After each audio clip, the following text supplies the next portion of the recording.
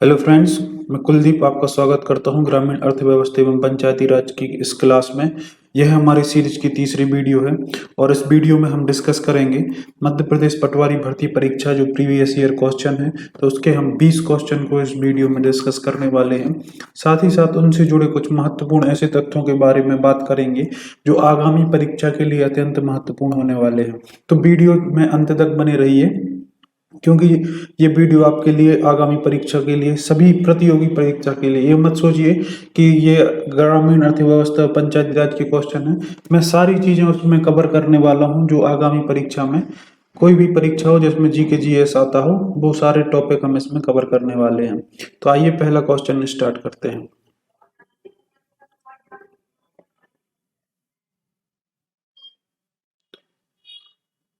पहला क्वेश्चन, पंचायत में तकनीकी सहायता समूह का कार्य खालिस्तान होता है।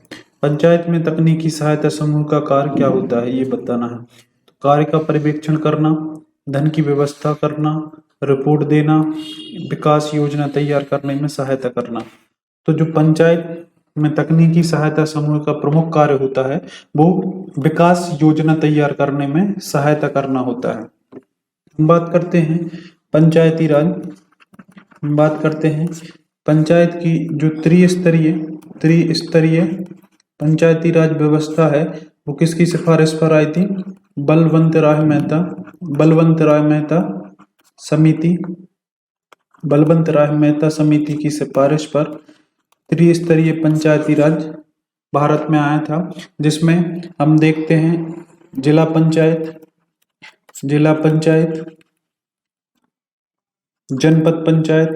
जनपद पंचायत ये विकास खंड लेवल पर होता है, और फिर देखते हैं हम क्या, ग्राम पंचायत। तो ये जो 3 स्तर की बात करी गई थी, किस समिति में करी गई थी? बलवंत राय मेहता समिति की सिफारिश पर पंचायती राज की ये 3 स्तर की बात करी गई थी।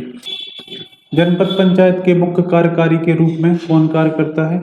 जनपद पंचायत के मुख्य कार्यकारी के रूप में राज्य सरकार का एक अधिकारी नियुक्त किया जाता है, ना कि जनपद पंचायत का अध्यक्ष, और ना ही विधानसभा का सदस्य, और ना ही पंचायत का सचिव।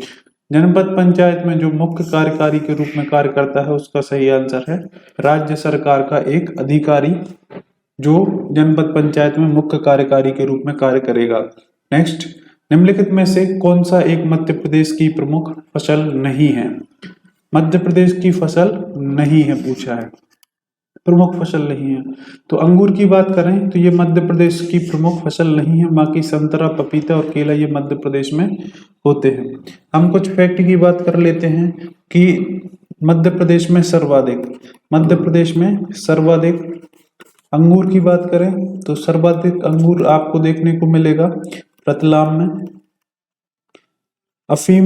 सर्वाधिक अफीम देखने को मिलेगी आपको मंदसौर में। मिर्च का सर्वाधिक उत्पादन हम पिछली वीडियो में भी देख चुके हैं, मिर्च का सबसे ज्यादा उत्पादन होता है खरगोन में। आलू का सबसे ज्यादा उत्पादन हमने देखा था, आलू का सबसे ज्यादा उत्पादन होता है छिंदवाड़ा में, और छिंदवाड़ा में ही आपने देखा होगा मक्का का भी सर्वाधिक उत्पादन कहाँ होता है? छिंदवाड़ा में। छिंदवाड़ा को क्या बोलते हैं? Corn city. मक्का नगरी भी किसको बोला जाता है? छिंदवाड़ा को बोला जाता है। तुअर का सबसे ज्यादा उत्पादन होता है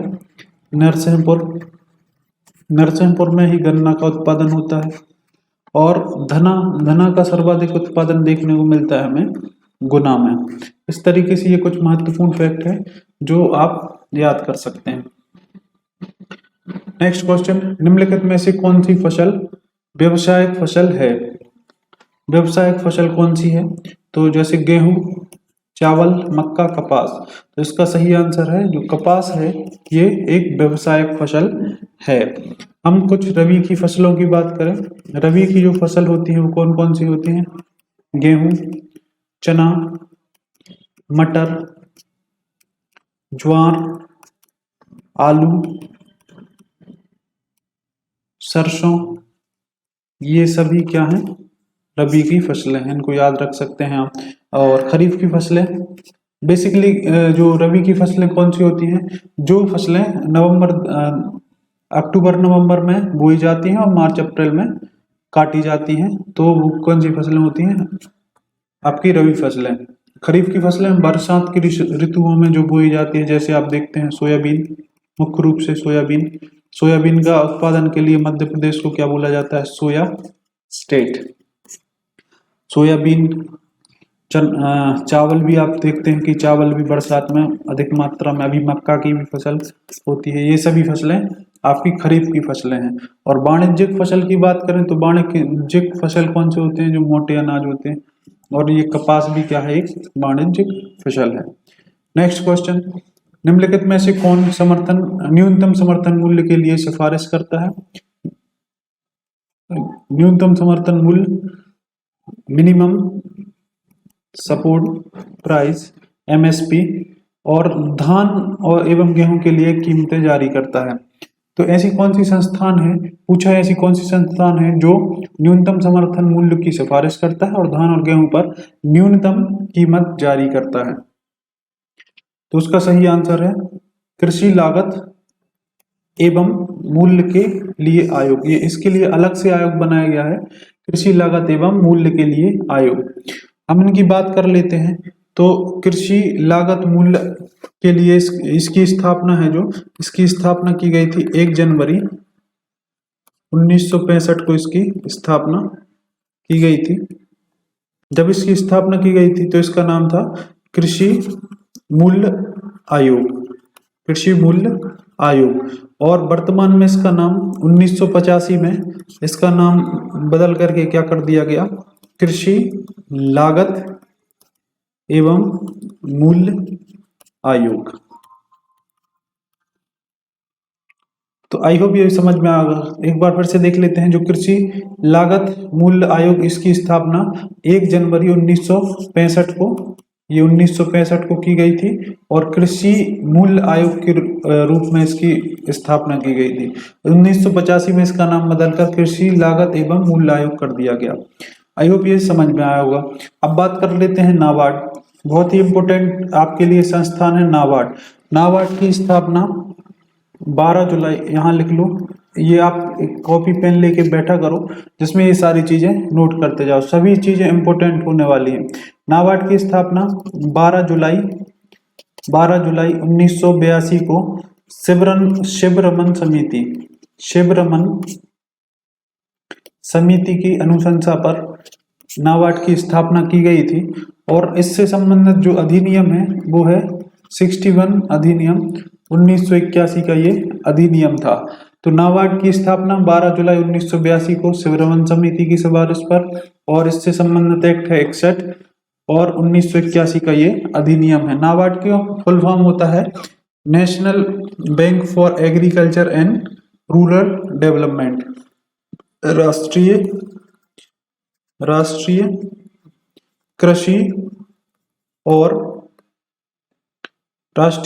और ग्रामीण विकास बैंक, राष्ट्रीय कृषि और ग्रामीण विकास बैंक। तो नाबार्ड के बारे में हमने क्या देखा? इसकी स्थापना 12 जुलाई 1982 को होती है, शिवरमन समिति की सिफारिश पर होती है। 1981 का इसका अधिनियम है, और इसका पूरा नाम राष्ट्रीय कृषि और ग्रामीण विकास आयोग इसका पूरा नाम है।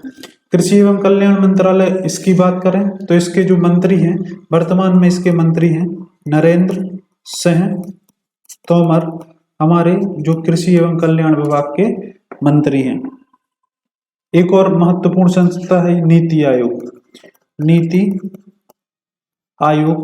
आयोग की बात करें तो इसका पूरा नाम होता है national institution for transforming India, और इसकी स्थापना 1 जनवरी 2015 को जो योजना आयोग है उसको इसने प्रतिस्थापित किया। मतलब 1 जनवरी 2015 तक जो योजना आयोग था भारत में, उसको इसने हटाया और उसकी जगह पे ये 1 जनवरी 2015 को नीति आयोग स्थापित हो गया। और इसको कहते हैं थिंक टैंक के नाम से भी नीति आयोग को कहा जाता है। तो नीति आयोग के जो हेड होते हैं, जो अध्यक्ष होते हैं नीति आयोग के, वो होते हैं स्वयं प्रधानमंत्री। और नीति आयोग के जो अभी वर्तमान में सीईओ हैं, उनका नाम है परमेश्वरन अय्यर।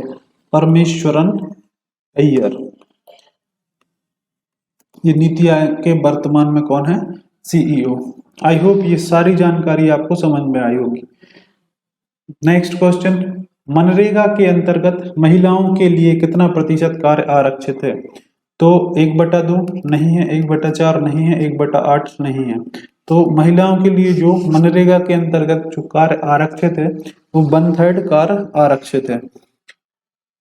मनरेगा की बात करते हैं तो मनरेगा का जो अधिनियम है वो मनरेगा का जो अधिनियम है 2005 का अधिनियम है, और मनरेगा की स्थापना के समय इसका नाम था नरेगा।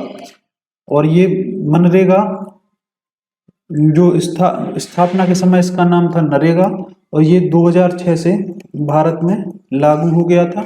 एक्ट कब का था? 2005 का अधिनियम था, लागू कब हो गया था? 2006 में।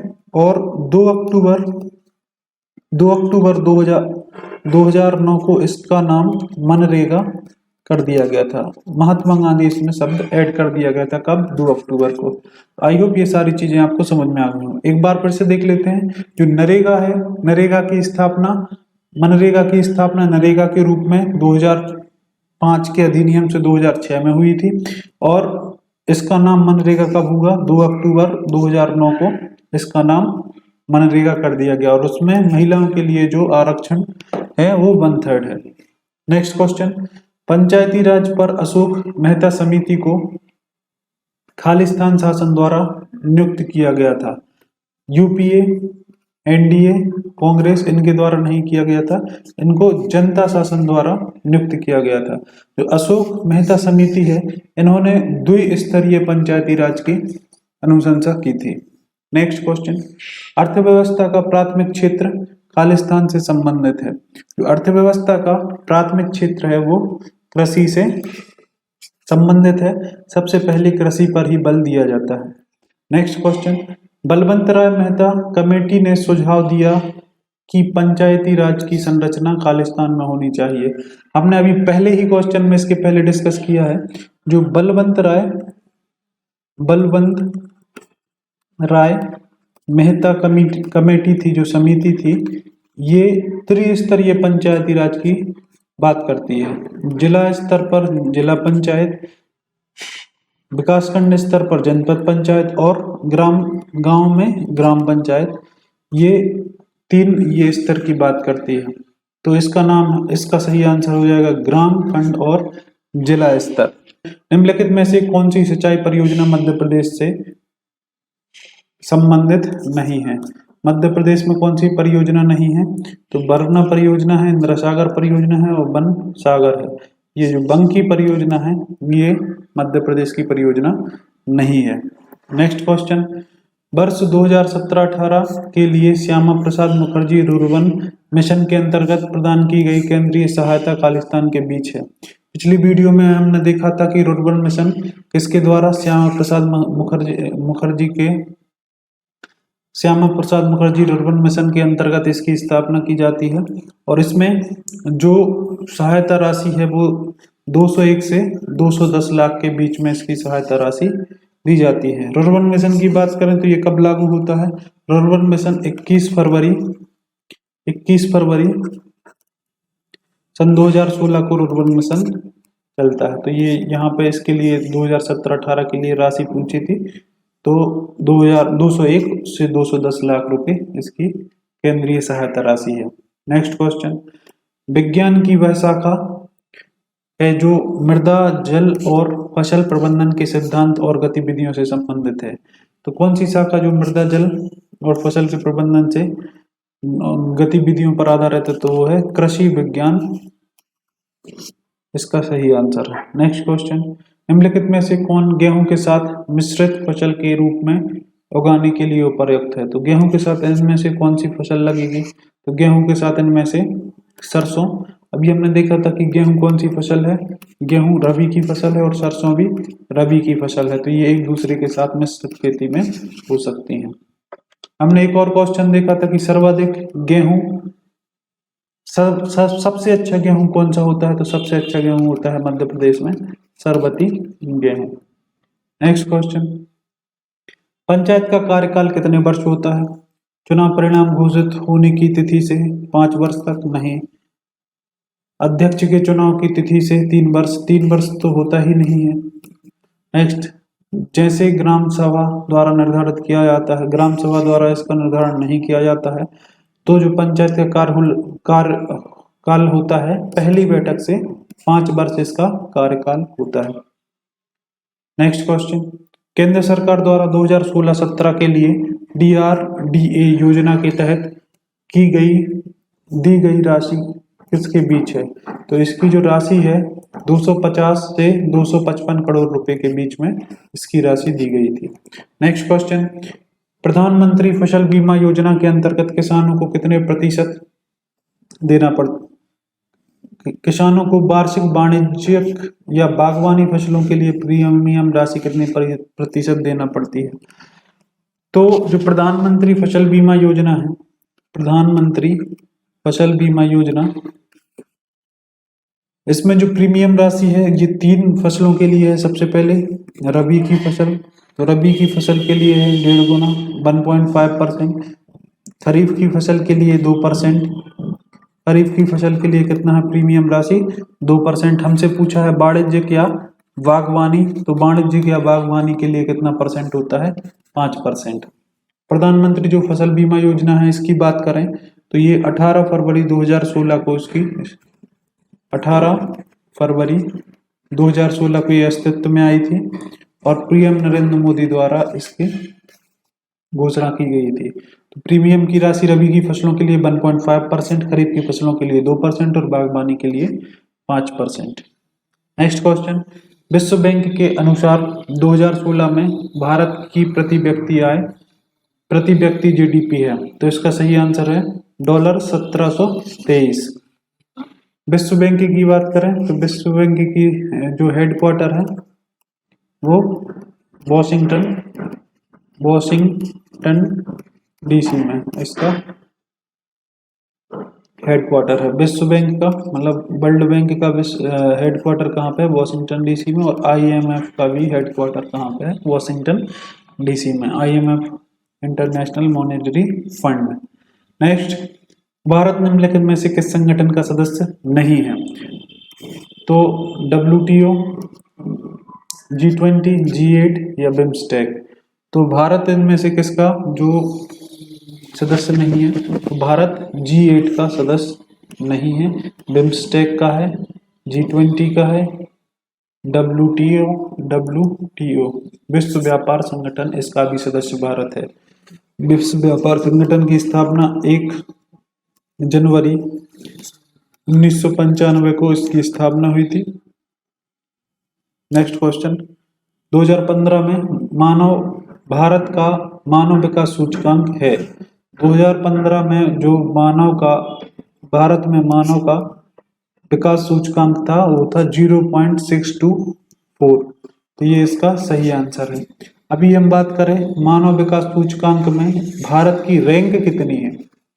ये तो इसके नंबर हो गए कितने थे, रैंक अभी वर्तमान में 2022 में जो है वो है 132। मानव विकास सूचकांक में भारत की रैंक कितनी है? 132। भारत में सिंचाई के अंतर्गत सबसे बड़े क्षेत्र वाली फसल है। सिंचाई के अंतर्गत जो सबसे बड़ा क्षेत्र है वो फसल है कौन? गेहूं। गेहूं मध्य प्रदेश में सिंचाई के अंतर्गत सबसे बड़े क्षेत्र में होने वाली फसल है। आई होप ये वीडियो आपको पसंद आई होगी, सारे 20 क्वेश्चन पसंद आए होंगे।